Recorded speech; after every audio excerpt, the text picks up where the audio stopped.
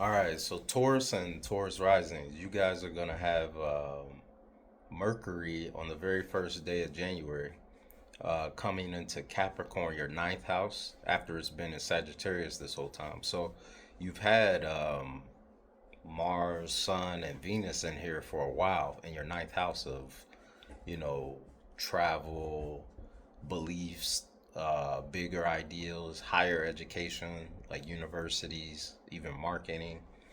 Um, you've had these three planets, Mars, Sun, and Venus here already, and now you got Mercury coming here. So I feel like you've already been probably taking action. There's already been kind of a spotlight here on this area, and you've been liking the way this is going.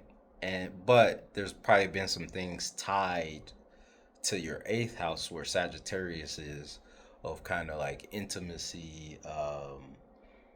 It could be a lot of different things. Like it could be taxes, debt, things that you share with others, or shared assets.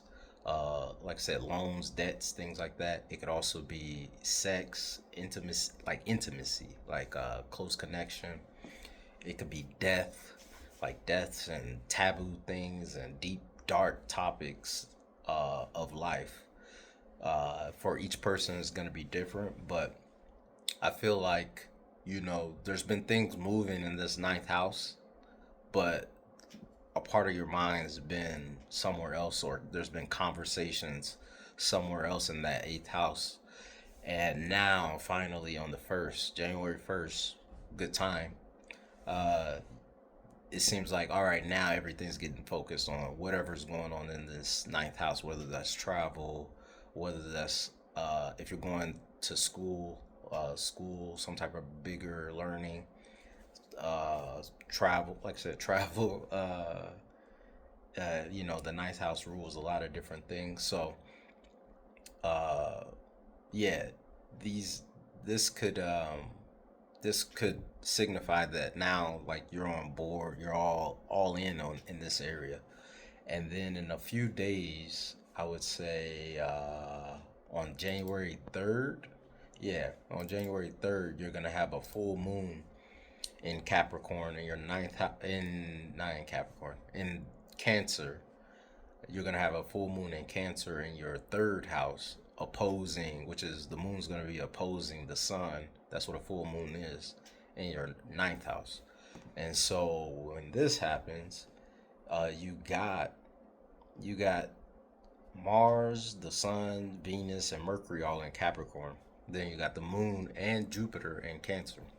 Now I think this is going to be an interesting uh, full moon, simply because you got Mars, which is exalted in Capricorn in the ninth house, meaning that it this is its most favorite position, even more probably than its own domicile, which is Aries and Scorpio. And the reason why I think is because, like, in Aries, it can do what it wants. It's action, action, go, go, go. But it's not as thoughtful and methodical, I don't think, in Aries. And then when it's in Scorpio, it's way, way more methodical. But it might even be too thoughtful and methodical. But I think it can get an action done, but it might take a little longer and be a little slower. Whereas when it's in Capricorn, I think it can move, take action, but also be methodical at the same time. Like very progressive and steady movement, steady action, but thinking at the same time, like a really good pace, like a better pace. So your actions, like in that area, whether, like I said, that's the ninth house, travel, philosophy, beliefs, um, these big ideas, Jupiter type ideas, and like I said, you got in Cancer in your third house of communication.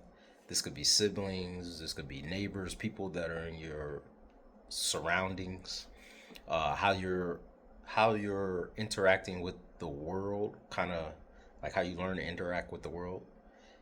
Versus, I think, in the ninth house, it's more just these big ideas. Usually, um, I think the third house is more hands-on, more. basic level, but like hands on. That's why like engineers tends to be more associated with the third house, because I think it's like a hands on type of learning, kind of like back to the basics or just like hands on, simple. And but this could, like I said, it could be siblings, people around you, neighbors. But here you got Jupiter, which is exalted as well, and in Cancer, and I feel like it's gonna be an expansion of kind of emotion, or like finding deeper meaning in communicating your feelings or something, like, because you also have the moon here in its own domicile, which this is just like a strong house. You get the moon in its domicile in Cancer, and then you also got Jupiter that's exalted here, so they bring a lot of energy and power here. So, and these are opposing all those planets in Capricorn. So I think, I'll go more into it on the full moon video. So check that out. But there's going to be this kind of maybe tension, because that's what our opposition is, and this is going to be between that ninth and third house. So some of the ways that this can come up is just maybe there's things that are going on around you that need you to give more of your emotion to, and there's meaning in that, and there's a deep connection in that. But then there's maybe, like I said, maybe you got to travel, maybe you got to go somewhere, maybe there's a bigger picture in that ninth house in Capricorn, and Capricorn really wants to get things done. It's like this. So like, and things need to get done. You're feeling like things need to get done up here, but there's like something else that's calling you that you need to focus on and give your emotion to. So I don't know how that's gonna play out for you guys specifically, but I will be looking out for that on around the third, because just like I said, with all the planets in Capricorn, and with all the and with the Jupiter and Moon strongly placed in Cancer, like I feel like this is gonna be a big full moon to look out for. And this could be happening a few days before, a few days after, but I think around this time, yeah, you should expect and see something. Uh, like I said, you'll have a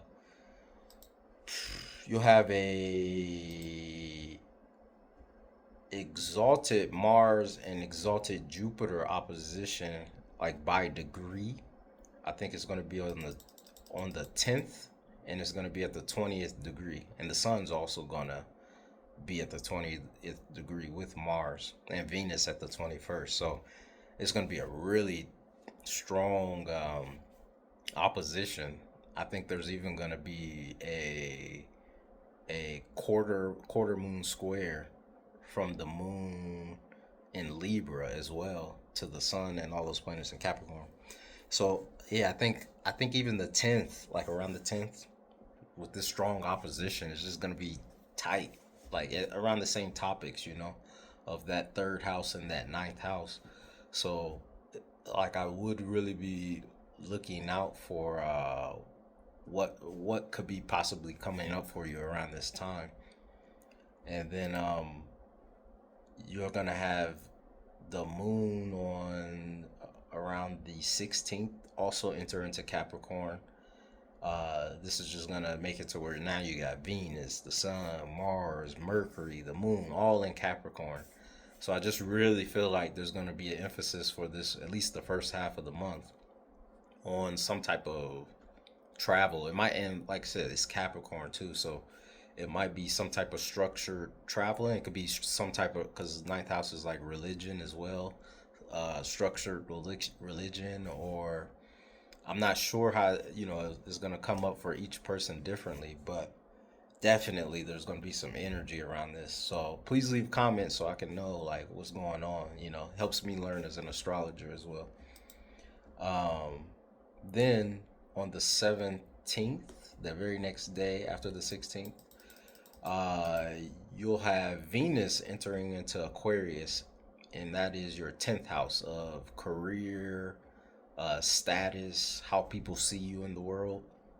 And I think with Venus being the first to enter, it's kind of leading the way. So Venus type of topics and uh, that energy is leading the way for all these other planets that are gonna follow suit.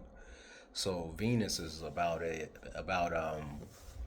kind of your interest and your preference and things you like, things that catch your interest and you like. I like that. So something about maybe career status, um, being in the spotlight because the 10th house is at the top of the chart, which is the most visible, kind of like the sun. And something's gonna catch your attention, like you like something about that. Maybe going after goals and things like that, because this is like a house of going after your goals. And with it being in Aquarius, maybe some type of futuristic or community type goals, you're gonna like this first. Like something's gonna catch your interest first, I think. Or maybe even there's a relationship with somebody or something here first.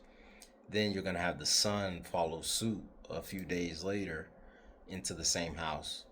And then you're gonna have Mercury and Mars. So you're gonna have like like more of a focus coming to there, more conversations and thoughts coming in there. And then Mars is going to be the last one to enter. So then there's going to be more action in this area. So I would definitely be looking out for that. And then even on the, let's see, on the, I believe the 20 or the 18th, the very next day after Venus enters, there's going to be a new moon in Capricorn at 28 degrees, which is close to the last degree, 29th degree, before entering into Aquarius. And so this just makes me really think like something like, because it's really close to Venus, even though there's the cusp and Venus is in Aquarius, but they're still separated by 3 degrees or so. And so there's something that I think with this new moon that's going to be kind of tied to what's going on in your 10th house, maybe while you're traveling or something like that. Some type of new idea for career or something for your career or how you want to be perceived in the world. Like maybe you're some type of idea is coming to you to where it's starting something new that leads to all these planets coming into the 10th house and all this action and spotlight, putting you in the spotlight in career and work and status. So I definitely would like to see how that plays out for a lot of people, because yeah, it just seems like something big is going to be happening around this time too. So I would like maybe the 16th to the 19th. I think Mars, maybe, let's see, I think Sun and Mercury go in on around the 20th, and then Mars goes in around the 23rd, enters Aquarius, the 10th house, around the 23rd. So yeah, there's just something that's telling me like there's gonna be an ending, but this ending around travel and or beliefs. Like I said, this could be maybe some belief, some type of belief, some type of in wisdom comes to you, an epiphany of sorts, and then it just fires off this 10th house where you just start getting active. And then on the 26th, you'll have Neptune return to Aries, and now it's done with Pisces. And so Aries is your 12th house. 12th house is, it could be known as the house of self-undoing, isolation, um, mental health, um, places where, like prisons and places where you're isolated, like isolation, like prisons, hospitals. Uh, uh, it could be meditation retreats, because it could also rule like kind of like meditation, or how you unwind from the world, um, and also how you connect with all, as one with the world. So with with Neptune coming here after it's been in Pisces, your 11th house of hopes, dreams, friendships, and things like that. I see that it's going to probably make you, what I'm thinking is probably make you a little bit more, because it's an Aries, make you a little bit more idealistic. And how do I say, like you'll kind of probably be over these next 13, 14 years, you're going to be thinking a lot. You might be going into like kind of like deep meditative states, and or like fantasizing a lot more with it being in your 12th house. I feel like when you're isolated, you're just, things are happening, and it could, Neptune is like can be delusion sometimes, or illusions. And you know it's gonna be here for 14 years. So maybe I'll talk about it more in other videos. But it's gonna be like changing a lot of things, and maybe dissolving a lot of things that's going on in this area. And it depends on each person, because every person is different. But it's gonna be changing and dissolving a lot of maybe how you typically are in isolation. And maybe you're not the type of person who most of your life spent time like alone in isolation. Maybe you're always like extroverted, and maybe this will be a time where it really makes you more introverted, and where you spend more time and kind of go off into another world, because that's what Neptune kind of does as well. So yeah, I'll make another separate video about Saturn and Neptune entering into your 12th house of Aries. But yeah, do expect that this 14 years is going to be different, um, especially with it leaving that 11th house. So it might free up space around how to complete your dreams and hopes, or maybe you had friends and things like that weren't really suiting your best interests. And now with Neptune leaving out of there, there's going to be kind of a relief, and like I know who my tribe is, and things like that could be going on around this time as it's leaving that 11th house.